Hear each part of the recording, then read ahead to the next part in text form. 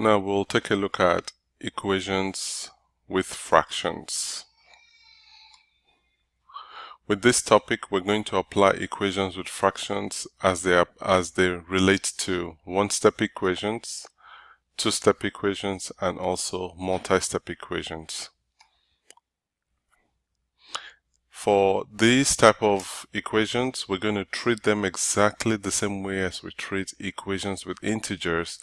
The only difference here is that we're going to have operations with fractions in this type. If you're really not sure how to deal with one-step, two-step, and multi-step equations, there's some videos that address the topics. Let's start off with one-step equations with fractions. Now, remember that when you're dealing with equations, your goal is to write the equation or your answer as x equal to c or c equal to x.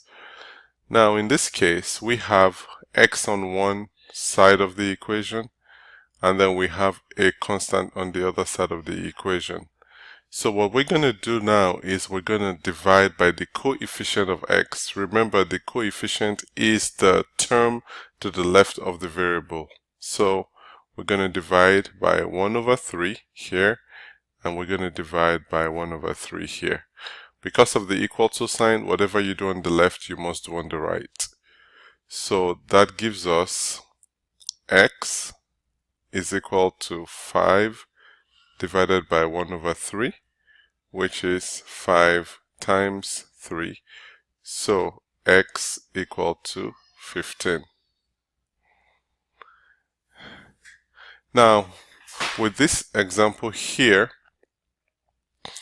what we will do here is you have x on the side, you have a constant, and then you have x on the side. So what we're going to do is we're going to move this right here over to this side. So we're going to add the opposite of this value.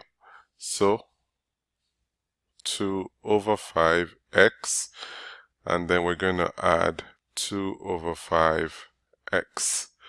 So what we end up with on this side is 3 over 5x plus 2 over 5x equal to 2. So this is going to give us 5 over 5x equal to 2. 5 over 5 is 1, so x equal to 2. Now let's look at the two-step equations. What we're going to do here is, remember that our goal always is x equal to c or c equal to x. So we're going to try to group all the x together, bring all the x together, and leave the constants alone. So what we're going to do here is we're going to take this right here, going to take this right here. So 4 over 5x minus 1 over 3x equal to negative 2. So when we simplify this, if you're not sure about subtracting fractions, there's a video that addresses that as well. Minus equal to negative 2. So what we have here is 7 over 15x equal to negative 2.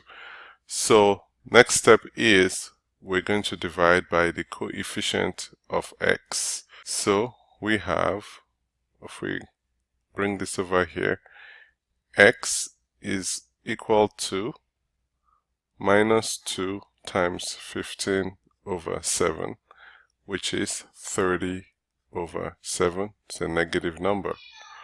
So that's the value of x. Now on this side, we have a constant here and a constant here. We're going to bring the constants together. So what we're going to do here is subtract 1 over 4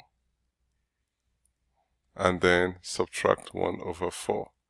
So we have 1 over 2x equal to 7 minus 1 over 4.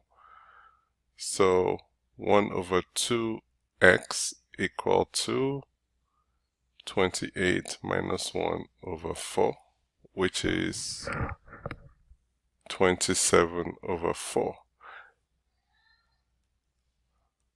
The next thing we do is we divide by the coefficient of x. So x is 27 over 4 times 2, which is 27 over 2. Finally, we will address multi-step equations with fractions. In this case, we're going to apply the additive inverse or the opposite, the multiplicative inverse or the inverse of the number, and in some instances we may have to use the distributive property. So let's start off with this. So the first thing we're going to do is we're going to subtract 1 over 4x from both sides. So we have 1 over 3x minus 1 over 4x plus 7 equal to 5. So the next thing we're going to do is subtract 7 from both sides. So we now have 1 over 3x minus 1 over 4x equal to negative 2. So when we do this, we get 4 over 12x minus 3 over 12x equal to negative 2. So 1 over 12x equal to negative 2. Now that we have this equation, we're going to divide by 1 over 12 and this also by 1 over 12. So x is equal to negative 2 divided by 1 over 12, which is negative 2 times 12, which gives us x is negative 24. Final example in this topic. So here we're going to apply the property of the distribution property. So what that was going to give us is we're going to multiply every term within the parenthesis by the term on the left hand side of the parenthesis. So we have 1 over 3x minus 4 over 3 equal to 3x over 6 plus 2 over 6.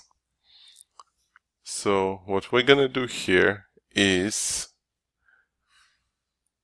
we're going to subtract 3x over 6. Okay, so 1 over 3x minus 3x over 6 minus 4 over 3 equal to 2 over 6.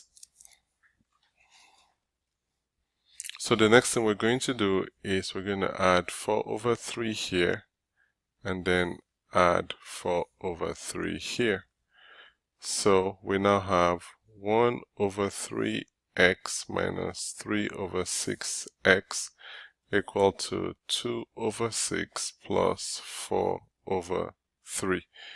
So now we're going to simplify this. When you simplify this, it should give you 2 minus 3x over 6, 2x minus 3x over 6 equal to 2 over 6 plus 8 over 6. So minus x over 6 equal to 10 over 6, which now tells us that minus x equal to 10. So x equal to negative 10.